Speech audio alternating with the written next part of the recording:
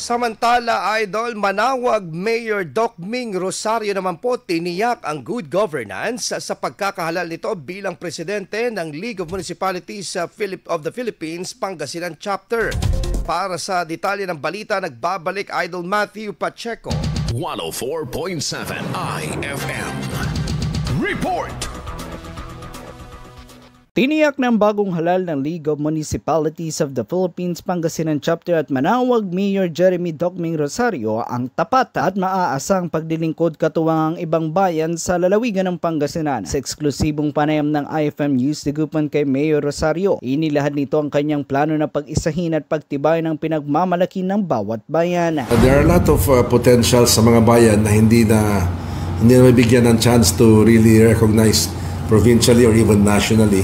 But there, I believe most, if not all of the towns have their own specialty, or special delicacy, whatever product. Minsan nga, minsan namimili tayo sa Maynila. Ang sarap nito, maganda ito Yun pala, gawa lang pala sa Pangasinan. No? So all the more, ito po isang magandang at mapag-alaman natin mga products and potentials ng bayan. Dagdag pa niya, siniguro rin ito ang katapatan o yung pagiging transparent at accountable ng bawat mayor ng bayan. Well, honestly, ako rin ay kasama dyan sa Mayors of Good Governance. No?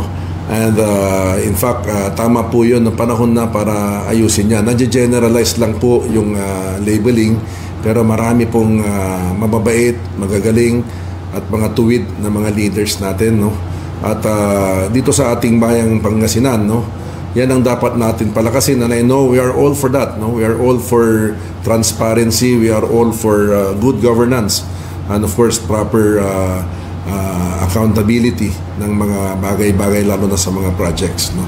Inihayag din ni Mayor Rosario ang suporta nito para sa malinis at maayos na pamamahala. Si Rosario ay nahala na presidente ng nasabing organisasyon kung saan siya magiging boses ng 44 na iba pang mga alkalde. Kasama mo mula rito sa IFM Dagupan, ito si Idol Matthew Pacheco. Tatak IFM. IFM News. IFM News. IFM News.